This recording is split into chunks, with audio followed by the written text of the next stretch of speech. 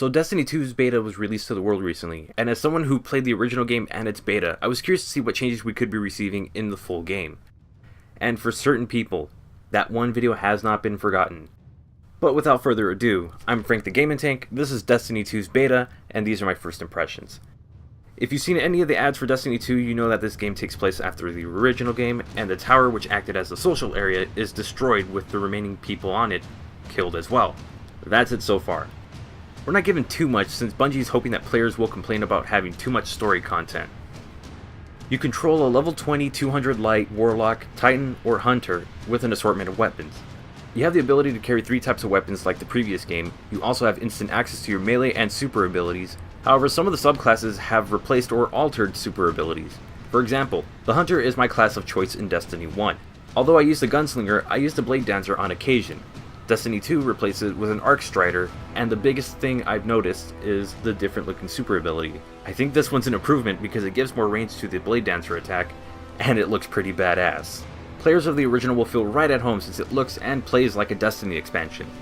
After 2 missions, you're finally given some freedom, and by that I mean play the 1 PvE strike mission or play the 2 PvP game modes.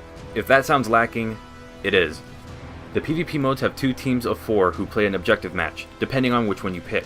Quick play will send you into a game where the teams must capture and maintain 3 specific points on a map to earn points. The first team to 75 points wins. One team will have point A and the other will have point C at the start.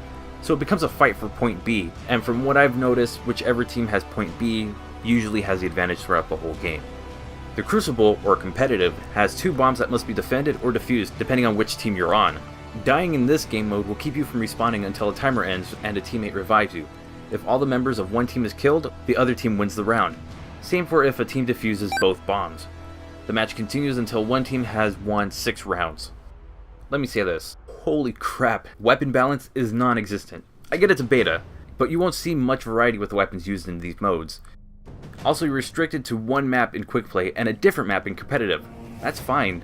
I think the competitive map is pretty well designed. There aren't too many spots to camp and there's always a decent route to the bomb locations. The map for quick play, on the other hand, is crap. It's a cramped area with a giant hole that will force you to take the long route back, which can help as an escape route, but it's also a pain in the ass if you're fighting an enemy and accidentally jump into it and end up in the line of sight of another enemy. The biggest issue I have is the fact that there are no safe areas to prevent spawn killing. Games like Overwatch got this right by including spawn areas that are off limits to the enemy but doesn't give the spawning player an unfair advantage to grab a capture point. This is something that needs to be addressed because as fun as the quick play game is, the map is awfully designed. As for the strike mission, it sucks. The mission itself isn't the worst thing, it's just boring. You fight hordes of enemies just like the first game. It even throws in some platforming for forward progression. It even has these launchers that don't always work.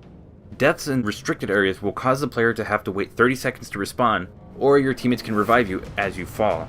If your entire team dies in these restricted areas, you start at the last checkpoint. At this point, it's a bit underwhelming. As for the end, this is a horrible way to do a boss fight. 1. This thing makes the floor disappear when you get closer and closer to killing it. Twice. This means not wasting your double or triple jump on the way down because apparently fall damage was a smart idea. The second issue are the enemies that it spawns. It takes too much to kill one, and I wouldn't really have an issue with it if it was hobgoblins. They usually take longer to kill, even in the original game. But the others are easy to destroy in the first game, even if you're the same level as it. On top of that, they have the most accurate shot of any enemy I've ever faced, so because of them, you'll constantly be taking damage. The absolute worst part is the small area you fight in. The beginning of the fight isn't too bad since there aren't too many enemies in this area. The second area is where it goes downhill. You're in a small arena where falling off will kill you. As you try to take more of the boss's health, it hits the ground, making it burn you.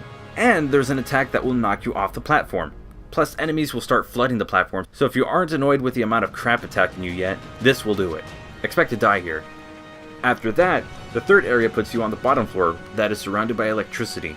As that is happening, enemies are once again spawning all over the place, making it really tough to find a spot to recover your health.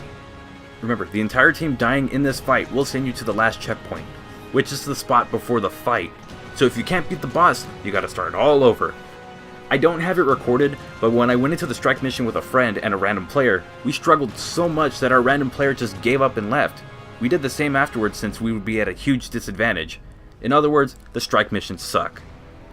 I know I'm missing the social area called the farm, but there was a 1 hour window where it was open, and there's nothing relevant to the game experience aside from being a social area, so that was the Destiny 2 beta.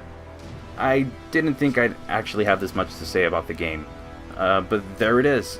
I don't think it was as good of a beta as the previous game. There's just too little to do, and once you play a game mode at least once or twice, you get a good idea of how the game feels. Even if Bungie included one more strike mission, or made the quick play map better, that would improve the beta experience. I'm not really impressed. If you're a casual player of the first game, I'd wait for online reviews before investing any money in this one. If you've played the Destiny 2 beta, what are your thoughts? Did this game make it a day one purchase for you? Let me know in the comments down below, and I will see you in the next video. Until then, thanks for watching.